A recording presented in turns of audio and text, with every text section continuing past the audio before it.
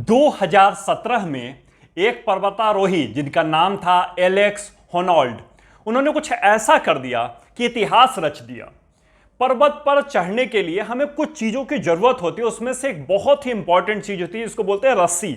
रस्सी के सपोर्ट से पर्वतारोही अपना सपोर्ट बनाता है, बैलेंस बनाता है और आगे ऊपर चढ़ता रहता है धीरे धीरे। इन्होंने विदाउट रस्सी के, विदाउट रोप सपोर्ट के 3000 फीट की ऊंचाई पर चढ़ गए पर्वत पे। ये अपने में एक कीर्तिमान है, इस तरह का कर पाना संभव नहीं, मगर इन्होंने वह कर दिखाया। कैसे किया ये अपने ही जुबानी इस बात को बताते हैं। कभी आपको मौका मिले तो डॉक्यूमेंट्री देखिएगा इनकी, फ्री सोलो नाम से इनकी एक डॉक्यूमेंट्री, बड़ी प्यारी सी डॉक्यूमेंट्री है, बहुत बड़ी नहीं है, समय मिले तो पूरा देखिएगा। इनसे पूछा किसी ने, क्या आपको नहीं पता कि इस तरह के स्टंट का रिजल्ट क्या होता है? जनरली इस तरह के स्टंट्स का रिजल्ट सिर्फ दो होता है, एक होता है सक्सेस और एक होता है क्लियर डेथ, मौत, पक्की मौत। अगर एक ऊंचाई से आप गिरेंगे तो मरेंगे ही मरेंगे, इसके अलावा और कुछ नहीं होता।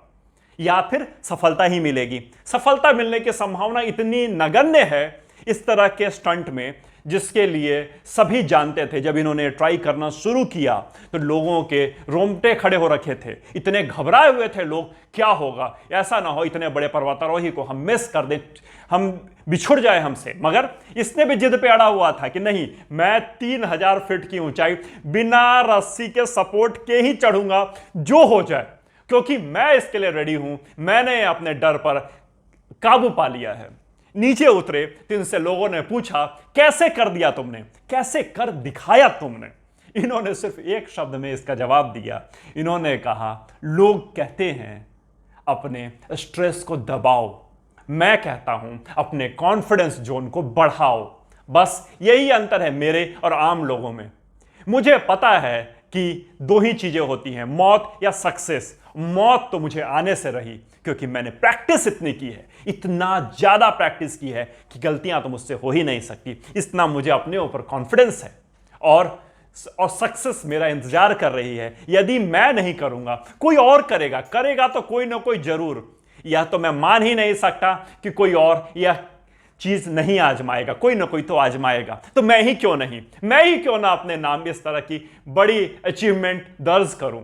उन्होंने कहा, मैंने अपने कॉन्फिडेंस जोन को इतना ज्यादा बढ़ा दिया कि मेरा स्ट्रेस लेवल धीरे धीरे कम होना शुरू हो गया। उन्होंने कहा कि मैंने अपने कॉन्फिडेंस जोन बढ़ाते हुए इतनी ज्यादा प्रैक्टिस की, हर स्टेप जहां पर मुझे लग रहा था यहां गलती हो सकती है, हर स्टेप जहां पर मुझसे लगा कि यहां मिसिंग हो सकती है, उसको मैंने बार बार रिपीटेशन किया, बार बार दोहराया, बार बार प्रैक्टिस की और उस समय तक प्रैक्टिस करता रहा जिस समय तक मुझे इतना विश्वास नहीं हो गया कि मैं इस चीज को कर सकता हूं। एलेक्स होनॉल्ड, 2017 बहुत पुरानी घटना नहीं है, हमारे बीच में है आज भी ये।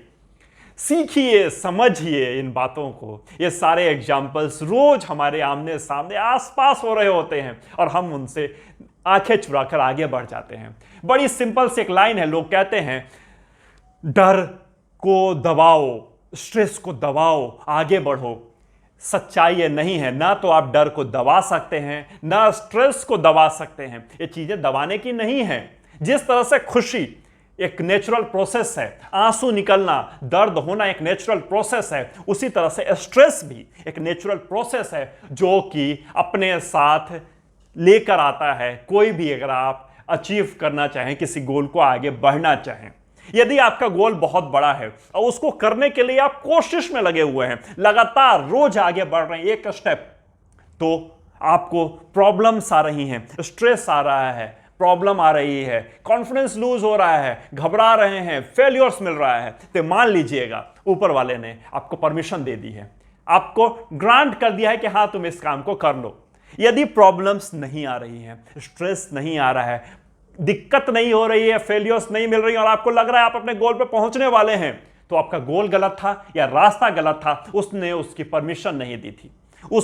अगर उसने परमिशन दे दी है, यदि उसने परमिशन दे दी है उस ऊपर वाले ने, तो यकीन मानिए यह 100% प्रूव किया हुआ है कि ऐसे चीजों में प्रॉब्लम्स आती हैं और जब आप उस प्रॉब्लम से दो चार होते हैं तो आपको जब वो सक्सेस मिलता है, जब आपको गोल अचीव होता है, जो खुशी मिलती है और जो इसके लिए आप प्रिपेयर हो चुके होते हैं, उसके बाद आपको उससे कोई नीचे नहीं उतार सकता। मनी की फिलॉसफी भी कुछ उसी तरह की है।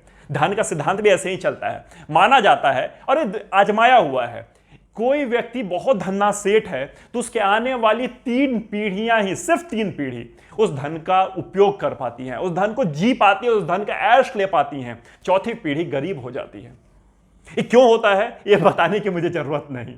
कैसे होता है ये आप सबने देखा हुआ है, आपने सुना होगा एक समय में। यदि आपकी उम्र 40-45 होगी तो आपने खुद सुना होगा। यदि आप कम उम्र में हैं, अभी इस समय 18-19 साल के, तो हो सकता है आपने ना सुना हो इस तरह का, मगर अपने पेरेंट्स से पूछिएगा, वो बताएंगे कि उनके मोहल्ले में कोई एक ऐसा व्यक्ति होगा, एक ऐसा घर होगा, उस टाइम में भी, आज से 40 साल पहले भी, उसके घर में बड़ी टीवी थी, कलर टीवी थी। उसी के घर में लोग जा जाकर टीवी देखा करते थे, क्योंकि हर घर में टीवी नहीं हुआ करती उस समय। उसी के घर में स्कूटर भी था और उसी के घर में एक छोटी सी कार भी थी। बाकी दूर दूर तक पूरे मोहल्ले, पूरे समाज में कहीं ना कार तो बहुत दूर की बात, टीवी, साइकिल तक नहीं होते थे।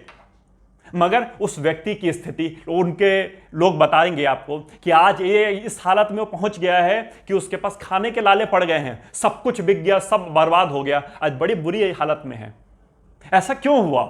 बस मनी का फॉर्मूला ही ऐसे करता है काम। कोई चीज आपको मिल गई है तो आपसे वापस जाएगी ही जाएगी। कहीं आप पहुंच गए हैं, उससे नीचे आएंगे ही आएंगे। सक्सेस मिल गया है तो फेल्योर मिलेगा ही मिलेगा। फेल्योर के रास्ते से आगे बढ़े हैं तो सक्सेस बहुत लंबे समय तक टिका रहेगा। किसी गोल को अचीव कर लिए हैं, उससे बड़ा चाहते हैं तो फिर आपको नीचे आना पड़ेगा। ये ऐसे ही चलता है लाइफ का रूल ही ऐसे है।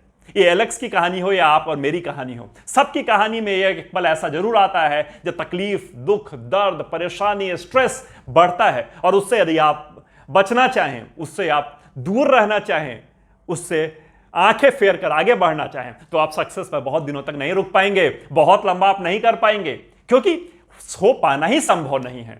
जैसे कि एक और एग्जांपल से आपको इस बात को मैं समझाने की कोशिश करता हूं। अगर कोई व्यक्ति, कई बार बच्चे क्या होता है, अपने परछाई को पकड़ने की कोशिश करते हैं, बड़ी कोशिश करते हैं, और कई बार इस हालत में पहुंच जाते हैं, रोना शुरू कर देते हैं, उसको पकड़ नहीं पाते हैं। तो मगर एक मैच्योर आदमी को पता है कि परछाई को पकड़ पाना संभव नहीं। परछाई कैसे पकड़ लेगा? कोई नहीं पकड़ सकता। मगर अगर परछाई को यदि कोई पकड़ना चाहे तो उसको करना क्या पड़ेगा? ये बात भी तो हमें पता है, हम मैच्योर लोग हैं, हमें पता है कि परछाई को कैसे पकड़ा जाए। परछाई को पकड़ना संभव नहीं, मगर जिस व्यक्ति से या जिस वस्तु से परछाई बन रही है, उस व्यक्ति या उस वस्तु को यदि पकड़ लें तो परछाई पकड़ में आ जाती है। उसी तरह से समस्याएं बाहर नहीं हैं, प्रॉब्लम्स बाहर नहीं है, कष्ट, तकलीफ, दुख, दर्द, फेल्योर्स बाहर नहीं है, वो आपके अंदर हैं। समस्याएं आपके अंदर हैं, बिल्कुल परछाई की तरह।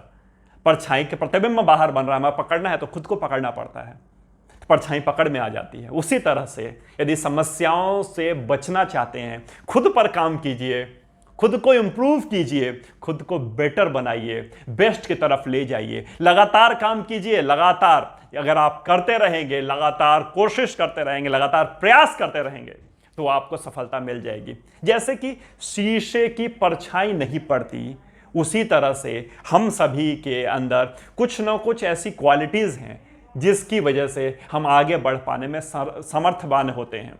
यदि आगे बढ़ेंगे, समस्याएं आएंगी, मगर समस्याओं का सॉल्यूशन बाहर ढूंढेंगे। समस्याओं का सॉल्यूशन आप दूसरों पर इंजाम मढ़ कर डालेंगे, दूसरों पर कहेंगे इसकी वजह से वो समस्याएं आई हैं, तो कभी भी उस समस्याओं से आप बच नहीं पाएंगे, उस समस्याओं का सॉल्यूशन नहीं निकाल पाएंगे। जीवन में, इस वीडियो को खत्म करने के पहले मैं एक सलाह दे देता हूं, जीवन में कभी भी 3 C मत कीजिएगा। पहला कंप्लेन, दूसरा कंपैरिजन, तीसरा क्रिटिसिज्म। ये जीवन में नहीं करेंगे, आप आगे बढ़ते चले जाएंगे। अरे मेरी लाइन नहीं है, एलेक्स ने खुद कहा था एक अपने इंटरव्यू में, उसने कभी भी अपने जीवन में काम नहीं किया। चलिए, उम्मीद करता हूं बहुत ही जल्दी मिलता हूं आपसे नए वीडियो में, आप इससे बहुत कुछ सीखेंगे। जय हिंद, जय भारत।